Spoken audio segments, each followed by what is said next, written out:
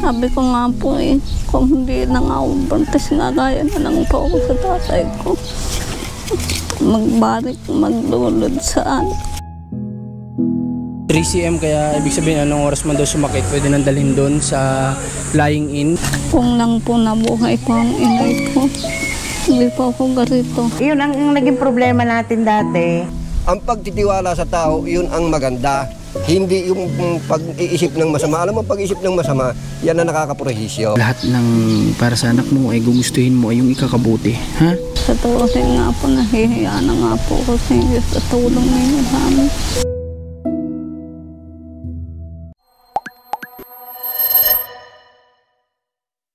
Nandito na kami ngayong kalahati niya. Yun nga lang, sa kasamang palad ay nakamotorsiklo lang kami ngayon na dapat po ay 4 wheels dala natin. Kaso nga lang ay nung time po na dapat pina-check up namin ng anak natin niya ay naiparada kasi namin yung sasakyan sa madilim kasi nga ayaw kami pagparadahan sa loob. For emergency lang daw yun, purposes yung mga parking area doon.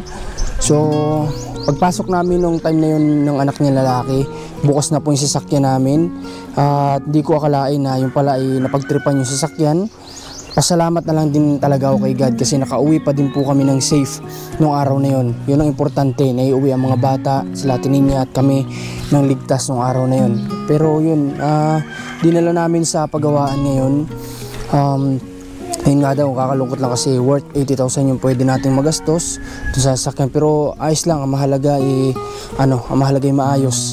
Kaya ngayon, kumuha muna ako ng tricycle sa labasan nitong barangay para masakyan nila Ate Ninya kasi check up po ni Ate Ninya ngayon.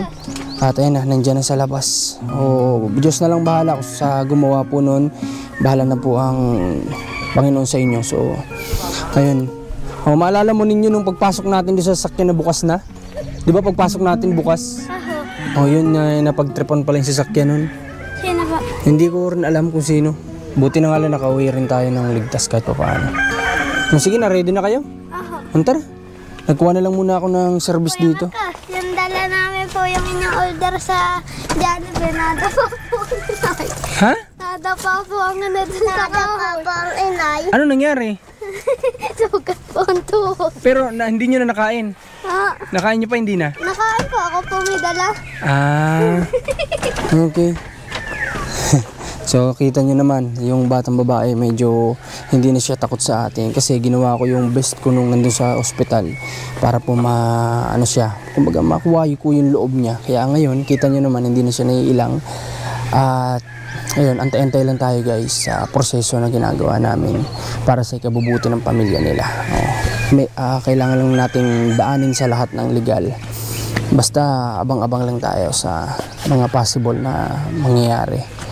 Okay, sa mga kaabang-abang na pwede mangyari. Okay, ayos na kayo? Kanina pa ba kayo? Ako. Kawawa naman. Na-late kami, gawa ng iniintindi namin sa sasakyan. Kala ko aabot. Tininya, mag-service lang muna tayo ha? Nasira kasi yung sasakyan namin. Nadapa po, ari po ang sugat. Ay, nadapa ka? Buti hindi ka dinugo.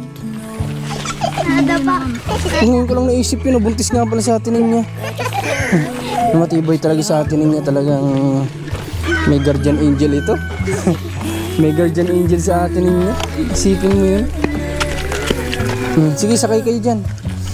Kuya, hatid niyo po kami sa yun? Alam na naman ito. Ay, alam na? Kayo tayo? Ay, hindi ako. At ako may pupunta dadating sa Okay, yun. sige. Ay, nakakaya ka naman. Sige. Ay, sasama ka?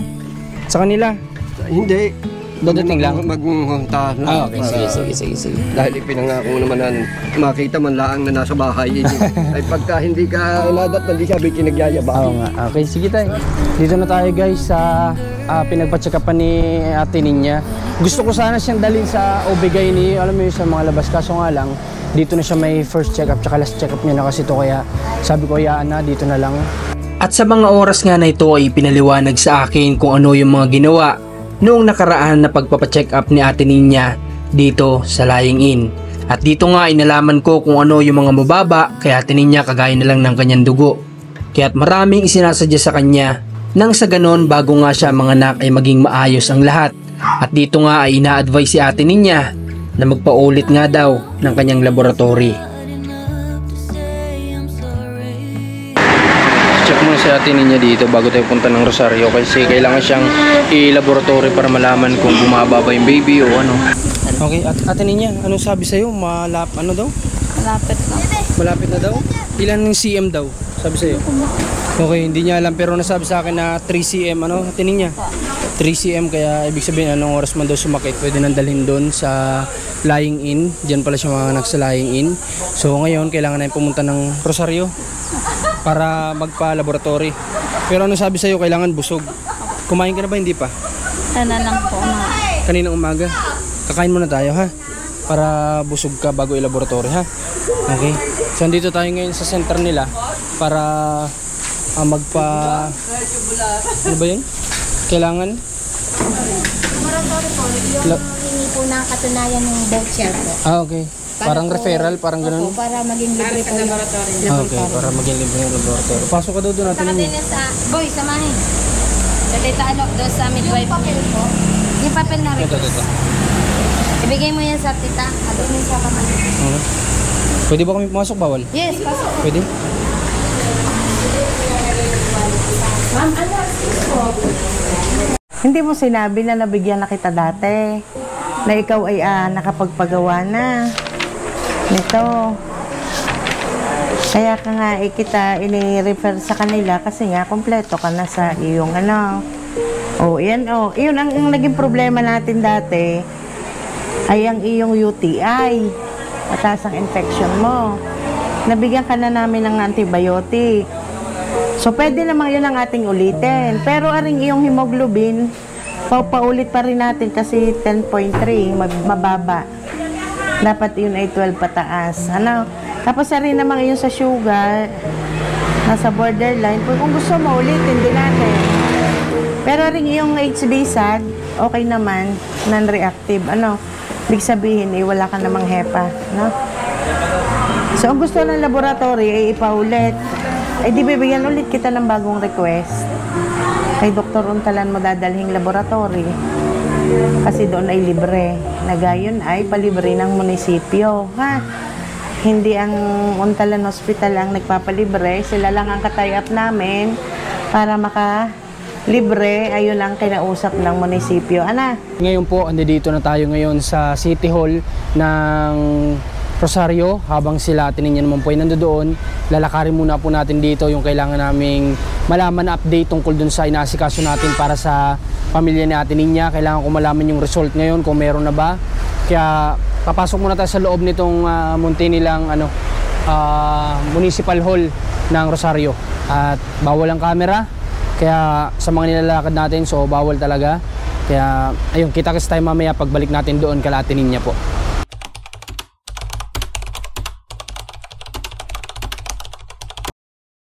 Nandito na ulit tayo kala Ate Ninya. At matapos nga inilakad natin sa City Hall ay nandito naman tayo. Kasi pinauna ko na po sila kanina, sabi ko umuna na sila dito at bibilhan na lang natin sila ng foods para na sa ganoon na hindi po mahassle yung mga bata sa paglabas. At may iba namang pagkakataon o oras para mailabas sila. Tumatawa na si Bella. Tumatawa na si Bella. Ako'y natawa na po ngayon ako pagkakakita ko na hindi. Oo nga, hindi na naiyak. Tingnan niya. Pagkain niyo. Kain kayo. Sige, mamaya na lang. Nandito na nga yung mga drinks natapon dun sa motor namin. Pasok natin. Bigay ko kay tatay. Tatay, hawakan mo nga po. May drinks, may inumin dyan sa loob, baka matapon. Ayan. Marami pong salamat sa mga taong nagbibigay ang biyaya. Wala po kay... Wala pong ano man, tay? Kay Marcos. Hanggang sa lahat po. Wala po kung maraming sinabi kundi marami pong salamat. Salamat din, tay. Sige po. Sige, pasok mo muna. Pero tayo. Hindi na takot sa akin yan. Close na kami yan. Pupo tayo dito, Ate Ninya. Mainit yata dyan, Ate Ninya. Tumatawa na. Kamusta ka naman po, tay? Ayos naman. Ayos ka naman. Ayos naman ako. Ay dumating naman yung mga mayor pinasabi dahil dito ay sabi sa akin ng bahay ko. Ay sabi ko antay muna po dahil po mayroon pong natulong sa akin. Ay mahirap po ang politikang pasukan. Hindi po kagaya ng mga kagaya ni mo kaysa politika. Ay ngayon ay paano naman? Halimbawa, ako may natulong sa akin bago mo gayan, di sasabi ay bigay gayon para maiwasan ako'y nagpasalamat na lamang sa Okay. kanila. Okay po, tatay. Ako'y salamat na lamang po. At hanay naman po may mga tao o Diyos na makatutulong sa akin. Opo. Marami pong salamat at wala po akong maraming sinabi kundi Opo, kayo. tay. Opo, tay. So, tay, nung nakaraan, pasensya ka na, inabot na kami ng gano'ng Wala namang oras. problema. Buti tayo, nagtitiwala ka naman Ay, sa naku! amin. Ang pagtitiwala sa tao, yun ang maganda. Hindi yung pag-iisip ng masama. Alam mo, pag-iisip ng masama, yan ang nakakaprohisyo. Opo, tay. Pero yung pagtitiwala, miski sinong tao at miski saan, yan ang mapaknan ng pagsasama. Opo, tay. Miski halimbawa, magkapatid. At yung isa'y walang tiwala sa isa, mahirap yun, miski magkasama sa bahay. Kaya nga po, tatay, sabi ko nung time na nandoon kami ni Ate Nini, sabi ko, inaabot na tayo niya ng ganitong oras. Sabi ko si tatay, sigurado nag-aalala na sa inyo yun. Pero kailangan nating tapusin na para matapos na ito at ayun, okay naman sa'yo. Walang problema. Kami, naguhuntahan din yun ng kasama ko. Ay ako niyayakag sa doon sa patay. Sabi ko, tika muna. At baka may dumating. Ay pagkatapos ako'y wala. Di sasabihin ko saan ako lumayas. Ako hindi na sumama. Okay, tay. Doon dumating naman ang mga yan. Ay di ako'y narito nakaupo at nagkakapi ako. Siya, salamat sa inyo, sa Sige, mga tay. tao. Salamat din. Tay. Oo, sige po. Kasabi, kamustahin ko lang sa Ate niya. Di ba, narinig mo naman yung sinabi ng doktor, ng midwife kanina, na anytime na makaramdam ka ng sakit, takbo na kaagad doon, ha? Kung if ever, Ate Ninya, o kung sakali na sumakit yung tiyan mo, meron po ba tayo ditong emergency na masasakyan? Hanap nga po ang tatay pa.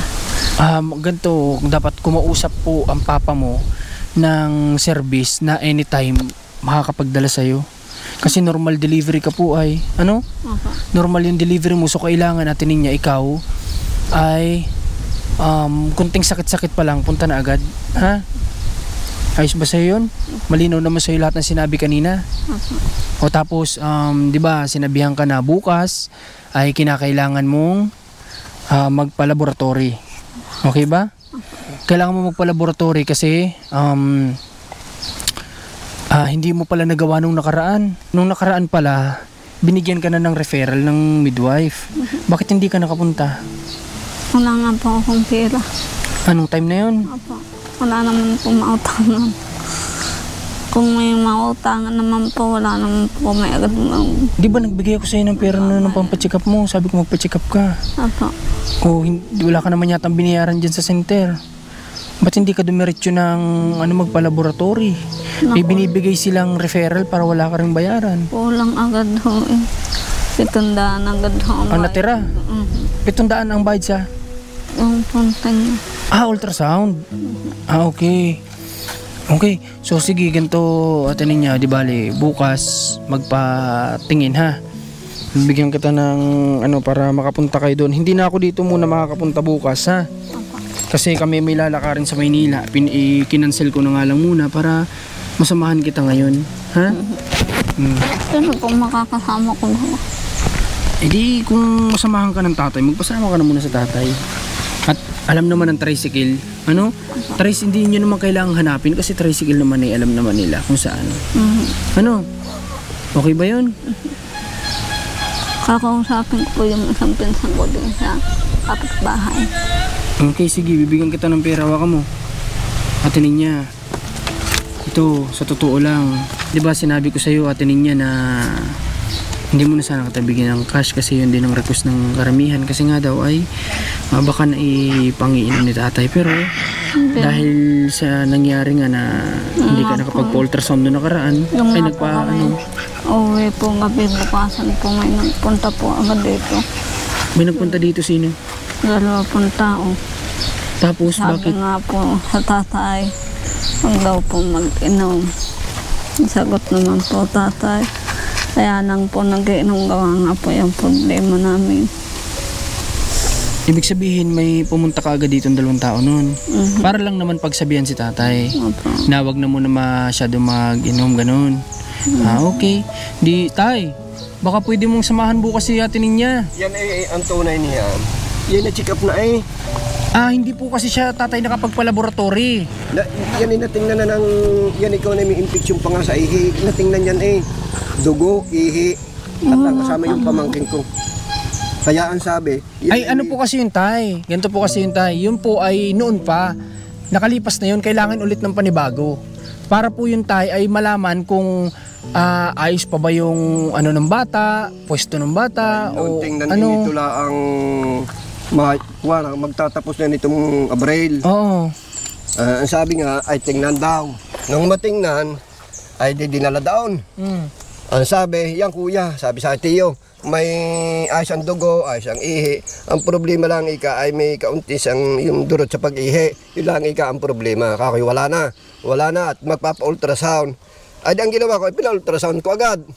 Para pag yung pasok mo nga, para alam na. Kaya ibinigay sa akin, ang kinuha naman agad nila kanina ay yung papel na pag nanganak ito, ibibigay ko sa kanila. Yun ang agad kinuha nila. Hindi ko alam kung bakit. Putay, pero ang sabi kasi ng magpapaanak sa kanya, kailangan nila ulit matingnan yung kaganyan dugo. Kasi daw nung nakaraan tiningnan si ate niya, mababa ang dugo. Kaya po kailangan tingnan ngayon kung okay na. Ganun po yun. Kaya bukas po ba tayo, binigyan ko siya ng pera, pwede mo ba samahan? Hoy, kaunin mo nga ang tita Lindy, baka na riyan. Wala po. Nasaan? Umalis po. Yan. Saan ang punta? Hindi ko alam. Okay lang. Ay di bukas, kung hindi man Kung hindi man ikaw, baka pwedeng may makipasuyuan ka. Makikisuyo uli ako. Kasi tayo kami bukas ay pupunta na Maynila, hindi ko nasamahan siya. Oo. Dahil ito bukas, halimbawa, kung hindi man ako, pasasamahan ko sa isa para matingnan, para pag kinabukasan, edi alam ko na kung anong magiging resulta. Opo tayo. Yung. Tayo, ganun na lang ha. Oo. Pasuyo na lang ako at hindi ko masikaso sa atin niya. May sabi naman yung aking pamangkin, siyang unang kasama, na anumang oras ay tawagan lang siya At sasamahan. Sasamahan. Okay, sige. Yun. Yun, Kaya ayos maraming salamat sa mga tao na Okay tulong. tayo, sige. So ganun natin ninyo ha. Mamaya, pagdating ni Lindy, mamayang hapon, kausapin mo, Ate Lindy, baka sakali namang masasamahan mo uli ako, magpapatingin uli ng laboratory, yung dating tiningnan. Doon. Kapag umuunakuan, ay di bukas, ay di. Ano ba yan? Pinsan mo yan? Yan ay pamangkin ko. Pamangkin mo? O sige, ako na lang makikiusap, ha? Para mas maano, ha? Sige, mamaya after nito, kakausapin ko siya, pakiusapan ko na, samahan ka niya bukas, ha? Kung may available time siya, ha? Kasi atin niya, malapit ka na mga na kailangan ma-submit mo na yun. Pagkatapos po ng laboratory mo bukas at makuha mo agad ang resulta, dadaan ka dun bago umuwi sa kung bukas. Pero kung sarado, sa Lunes na. Sa Lunes. Ha? Ibigay mo sa kanila kung ano yung naging resulta. At saka, sinabihan po siya tatay na hindi na siya pwedeng kumain mamayang alas 12 o inuman ng tubig. Ng gabi. Kaya hanggang umaga, hanggang ma-check up siya. Para yung ihi niya at yung dumi niya. yun ang Para po, tatay ha? Hindi nadadagdagan, hindi nalabnan. Tatay ha? Ganun ha? Okay, atinin niya. Maintindihan mamaya dahil pagdating mamaya, kung tumawag sa iyo na ba hindi kayo dumating, yung pamangkin ko, yun. Susunod atinin niya ha sa mga kailangan Yan, gawin ha? Ay, iwan ko na. Ano masabi mo? Malapit ka ng mga anak. Excited ka ba? Ano natatakot? Ano nararamdaman mo? Wala ka diya siya yung tita Linda. Ha? Ayos naman. Saan ang punta? Anong pakaramdam? Excited o takot? May takot pong konti. May takot? Ay, susunggabang kasi yan. Sinabi kanina 3cm na, malapit na yun. Ano? Opo. Sabi nga nakabukas na daw. Sabi nung midwife kanina. Kita mo na At niya, mayroon lang ako sa iyong hiling. Sana sundan mo ha. Huwag ka po masyado magbubuhat. Huwag mong buhatin yung anak mo. Ha? Mamaya yan, anytime, baka mamaya bigla ka na lang mga anak niyan. Ha? Huwag mo munang bubuhatin yung anak mo. Nakikiusap ako sa'yo, huwag ka muna magbuhat ng mabibigat. Ha? Kasi baka mamaya kung kailang malapit na, tsaka ka pa magka-problema niyan. Ano bang araw? Hindi ka po kunin po namin po ang inyong number. Para po pag kung ano talaga po ang kasama. Para po malaman ninyo. Para kapag? Walang kasama ako. Oo. Kailangan nating magkaroon. Atinin niya kasi kahit matawagan mo ako, hindi ako makakarating. Minsan po yan eh. Kasi nasa... Maraming gawain tao. Hayaan mo ako makikiusap, ha? Ako na lang makikipag-usap. Walang katitalan. Yung ba yung anak nung pumunta ditong si nanay? Yung anak niya? O ako nang bahala makipag-usap sa kanya. Pupuntahan ko ngayon, ha? Ha? Makikiusap ako, nasamahan ka. Wala namang problema sa makiusap, di ba tay? Oo. Wala namang problema sa makiusap, basta't nasa mabuting pakikiusap. Narin kasi Miguel. Narin na yung Tito Miguel. Nasa trabaho, mamaya. Okay. Kumusta naman pag-uwi nyo kanina? Ayos naman. Hindi ka naman nahirapan? Narin ang tricycle eh. Walang sumakit sa'yo kanina? So, tingnan Kasi tricycle lang sinakyan natin eh. Itanong mo sa Tito Miguel, kung nariyan si Lindy, pag naririyan, sabihin mo po marinig kung sasabihin mo. Okay, Tito Miguel, sabi mo magpunta dito. O kaya pupuntahan ko na lang dun sa kanila, wala namang problema. Tumawag ka ng hungsa. Tapos atinin niya yung mga gamit ng bata. Kami na lang ang bahala siguro magbili, ha? Total alam ko naman yung gender niya, babae, di ba? So ako na lang bahala siguro mamili, ha? Para hindi ka na mahassle kasi iniisip ko guys, kapag sinasama-sama ko sa atinin niya, siya pang inilalakad-lakad po natin niya, siya pang itinatagtag natin niya na dapat siya nagpapahinga lang. Kumbaga, para nang sa ganun anytime na may maramdaman siya eh. Tsaka, yung nga, kagaya na lang nung lakad namin nung nakaraan eh, nahawa ko sa kanya kasi alam ko ang buntis talaga eh, every time kailangan niyan mahiga. Pero sa atin yung time na yun ay talagang halos 6 o 7 oras na nakaupo lang. So ayoko na maulit yun para kay Ate Ninya. Kaya pinag-iisipan ko kung isasama ko pa siya pamimili eh, kawawa lang. Kawawa lang po talaga. Kawawa sa biyahe, kawawa sa kalalakad. Ba't parang malungkot ka, Ate Ninya?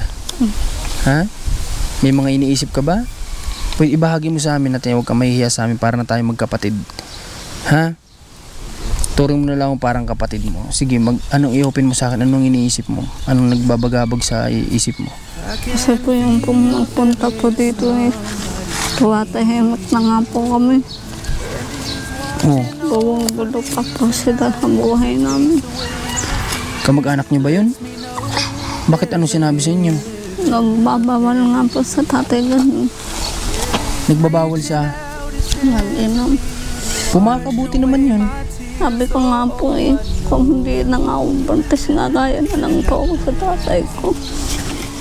Magbalik, magdulod saan. Tama na, huwag kang mag-iyak at iyak si Ate Ninya guys kasi Ate Ninya, alam ko punong-puno kayo ng problema sa pamilya nyo pero hindi naman solusyon ay alak para sa ikakabuti ng pamilya natin.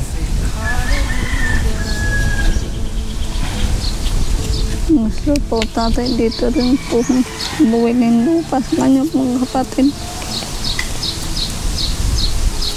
Kaya mo Ate Ninya, basta ganito ang may papangako ko sa iyo.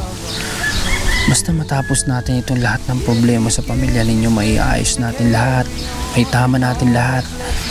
Nandito lang kami Ate Ninya para tumulong sa iyo sa panibagong magiging buhay ninyo, magiging panibagong simula ninyo. Basta matapos ng lahat, ha Ate Ninya? Ha? Huwag ka na umiyak. At alam kong may problema ka. Alam mo ka, sa Ate Ninya, tahimik ay. Alam kong may problema to. May bumabagabag sa isip niya. Kaya natanong ko lang. So yun nga, pakaramdam nila sila ay nanahimik na yung ganun, pinapakailaman. Pero yun naman ay makakabuti din kay tatay na pagsabihan na hindi mag-inom ganyan, di ba? Okay. Tama na. Kanang malungkot, ha? Nandito lang kami Ate Ninya, kaya nga kami dito pinadala siguro ni God para matulungan ka, ha? Kayo, ha? Kaya huwag ka masyadong malungkot kasi hindi makakabuti sa tiyan mo yan. Kayo ba'y nagtanghalian na? Anong inulam ninyo? Di ba sinangag lang kinain nyo kaninang umaga? Anong kinain nyo ngayon? Ano po? Anong ulam? Isda po. Anong isda yon? Yung galunggong po. Galunggong. Saan galing? Yung pong bigay ninyo po pera, bili. Ay, nagbili. Okay. Wala nang naiyon pa daw pangangampanya. Yung pinsan niya? Mamaya pa daw gabi ang dating. Ay, pasuyuan na lang. Makikisuyo. Okay. So wala pa daw yung pinsan ni Ate Ninya kasama. Mas maigi si ate mismo ang kausap. Okay. So Ate Ninya, ako excited na ako sa panganganak mo. Excited na ako makita ka na may panibagong bitbit na naman na sanggol. May panibago kang magiging inspirasyon para lumaban sa buhay. Okay. Ikaw excited ka din, pero may excited ka din namang makita siya. Ate Ninya, ikaw tatanungin kita, gaano mo kamahal ang mga anak mo? Sobra po. Ang isa. Ako lang po maghiwalay po kami. Hindi naman mangyaring mahiwalay sa mga anak mo, Ate Ninya. Kung lang po nabuhay ko ang inay ko, hindi po ako ganito. And he's watching over me tonight as he takes away my fears. Tama si Ate Ninya dun. Yan lang po. Nakuha agad siya. Kaya ako ganito ngayon.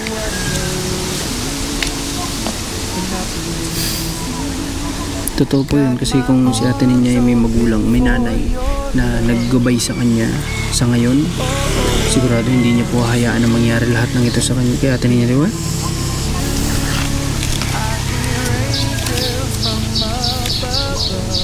Alam ko, di ba, Ate Ninya, ang isang magulang, ang isang ina, ayaw niyang mapasama ang anak niya, di ba? Walang magulang yata na ginusto, siguro wala sa tamang pag-iisip kung gusto mo mapasama ang anak mo, di ba? Kaya sana ganun din ikaw, Ate Ninya, no? Na lahat ng para sa anak mo ay gugustuhin mo ay yung ikakabuti, ha? So kung ano man yung dapat nating gawin para mapabuti ang ating anak, yun yung dapat nating gawin, ha? Para sila lumaki na malaya, na lumaki na walang kinatatakutan, lumaki na alam mo yun, na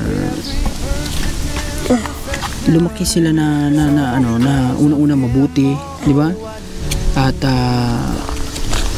walang magiging kumbaga hindi sila parang sayo na parang makukulong lang sa isang ganito kapag lumaki na sila, di ba? Okay, ano yun? Sabihin mo? Papabili pa akong bola. Gusto mong bola? Ba't naglalaro ka ba? O sige, pagbalik ni Kuya Mark, bibilang kita ng bola, ha? Mahilig kasi yung basketball. Mahilig mo gusto. Walang problema, bibilang kita. Basta promise mo lang sa akin, pag lumabas kapatid mo, tutulungan mo si mama mo mag-alaga, ha? Kapag walang pasok, mahalin yung kapatid nyo na nasa tiyan ng mama mo, ha? Okay, sige. At hindi ko pala makakausap yung pinsan mo. Gusto ko sanang kausapin. Para nang sa ganun ay ako na makikiusap sa kanya, nasamahan ka bukas, pero wala pala, no? Okay, pero kayo na lang bahala makipag-usap sa kanya, ha? Kausapin niyo na lang, sabihin mo na lang kailangan mo na makakasama. Ate Ninya?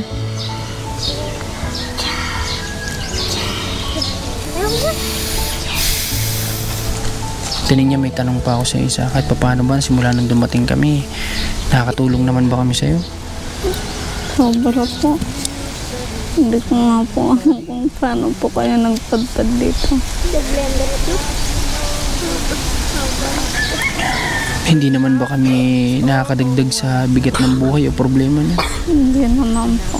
Sa tuwing nga po, nahihiya na nga po ako sa inyo sa tulong ninyo sa amin. Pansin ko ngayon natin niya kasi every time na alam mo yun na magpapaabot tayong tulong sa kanila sa atin niya kita kong alam mo yun yung nahihiya, parang nahihiya na gano'n. Pero atin niya ganito, hanggat nandito kami ay kung anong magagawa namin para sa iyo, gagawin namin, ano? Kahit pa maalagay kami sa alanganin o anuman, basta sa sitwasyon mo kasi hindi na dito usapan yung alam mo yun, yung basta-basta lang natulong na ano. Alam ko medyo may mga usapin dito sa pamilya nyo na alam ko malalagay din kami sa pwedeng alanganin, pero para sa inyo gagawin ko yung gagawin namin lahat. Tinin niya, ha? Kaya huwag ka mahiya, turing mo na lang kami parang kapatid mo, ganyan, kaibigan, ha? Para hindi ka sa amin masyadong mailang, ha? Okay, maraming salamat Ate Ninya sa pagiging matatag mo bilang magulang.